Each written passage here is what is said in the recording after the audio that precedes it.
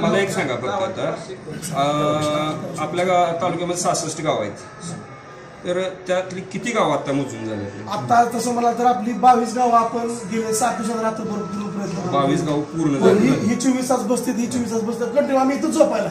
आम्ही म्हणजे ह्या लोकांचं समजून करा. मी एक शासकीय माणूस आहे, पण मला आता कसं गेलं तर मी तो लोकलचं, त्यामुळे मी हँडल करू शकतो. पण हे ऋषीभाई म्हणून आमच्या हाताखालची उंमत कुठे गेलो ऋषीभाई? हे ऋषीभाई आहेत. आम्ही सगळी हे आम्ही 4 लोकांची टीम आहे आणि आमचा अनुभव असणारा सुनील मामा पण असल्यामुळे इथं आम्हाला ती मदत करते बघायला लागेल त्या गोष्टीला. त्यामुळे ह्या गोष्टी सगळ्या वेळेवर होतात आमच्या. 22 गाव झाले, आता उर्वरित गाव अजून किती दिवस लागतील आपल्याला अंदाजे? कसं आहे सर, तुम्ही असं गडबड करायची नाही, गडबड काम न होता करायचंच नाही. मला 2 महिने लागून आपल्याला एक विनंती आहे. आपली जे अध्यक्ष आहेत मनुष्य जरंगे पाटील साहेब, त्यांना आपण एक निरोप आमच्या मार्फत कळा की ही डेटा खूप चांगलं काम चाललंय.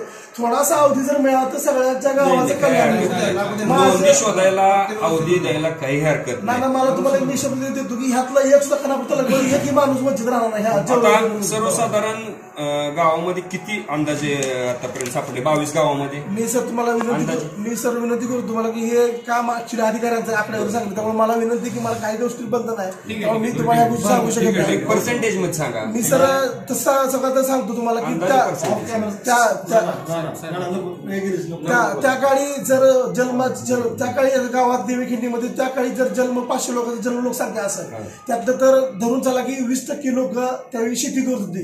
त्या लोकांना आपण कुणबी म्हणतो की शेती करणारा कुणबी. त्या काळी तशी पाटलीवर जी होती आणि इनामी बी जमीन होत्या भरपूर. अशा बऱ्याच नोंदी आहेत की ज्या घेता येतात.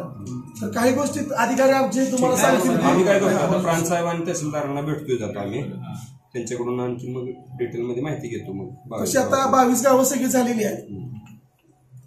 22 गावं झाली, वाड्यावरची झालेली आहे. खानापूर तालुक्यातील सर्व सकल मराठा बांधव तसेच या तालुक्यामध्ये इतर समाजातील देखील कुणबींच्या नोंदी सापडते. संपूर्ण समाजाच्या वतीनं तुम्ही जे काम करताय, आपण तर शासकीय आहात, पण आपण शासकीय नसताना देखील जी समाजासाठी काम करताय, वेळ देऊन 24 तास राबताय, त्याबद्दल मी सकल मराठा समाज व इतर समाजाच्या वतीनं आपल्याला खूप आभार मानतो.